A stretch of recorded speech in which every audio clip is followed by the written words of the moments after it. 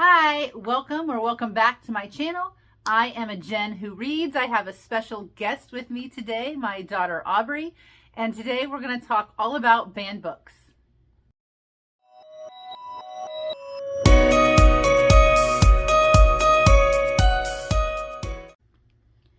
Banned Book Week is the first week in October, so it is October 1st through the 7th.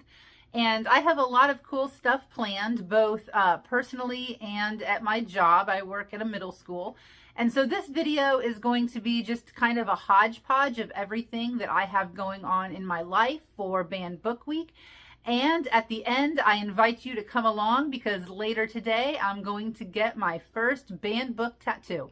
Not my first tattoo, just my first tattoo that is related to specifically banned books.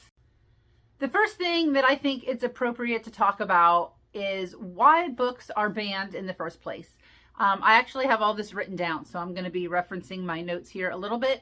All of the information that I'm going to say in this next part comes directly from the Free Speech Center at Middle Tennessee State University. According to their website, banning books is the most widespread form of censorship. It occurs when private individuals, government officials, or organizations remove books from libraries, school reading lists, or store bookshelves because they object to the book's content or themes. The most typical complaint is that the book in question contains graphic violence, expresses disrespect, is sexually explicit, exalts evil, lacks literary merit, is unsuitable for a particular age group, or includes offensive language. Those who oppose book banning emphasize that the First Amendment protects student rights to receive and express ideas. In 1982, it was ruled that public schools can ban books that are perversely vulgar or not right for the curriculum, but that they cannot remove books simply because they dislike the ideas that are contained in the pages. This decision was applied only to the removal of books from the library shelves. As a middle school teacher in the state of Florida, I like to teach my students to think outside of the box. And part of that is putting information in front of them on a wide spectrum of ideas and letting them and teaching them to decide for themselves what is right and what is wrong, to choose for themselves what is factual and what is just BS, pretty much. And so this year at my school, we are celebrating Banned Book Week for the first time ever. We have procured a free little library to keep at our school, and we put a sign on it. We're asking that people only put banned books in there or books that are young adult and children age, reading levels. And so I'm going to show you now some pictures of some of the projects that my students and I have been working on for the past week.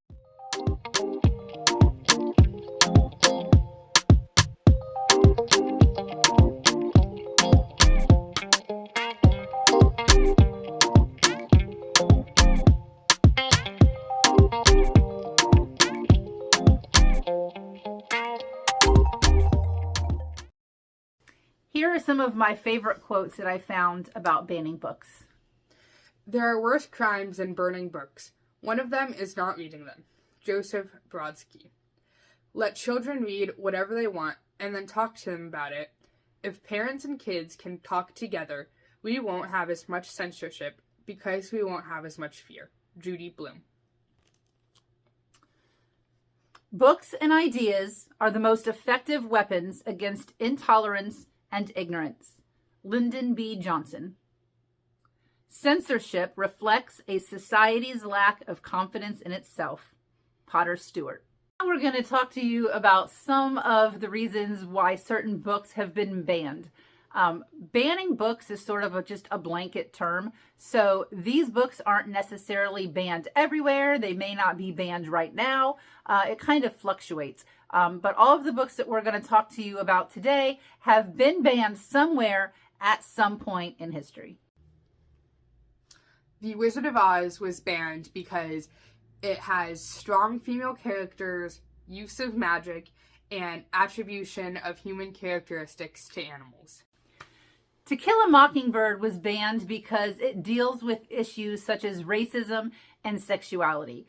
On a side note, last year I read this book with my class. We read it together as a novel study, and at first there was some groaning, oh, I don't want to read that. It's a classic. It's an old book.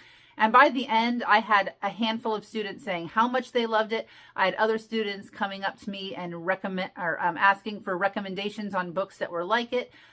So just as a side note, if you have middle school or older age children, I definitely recommend To Kill a Mockingbird as something that you read with them.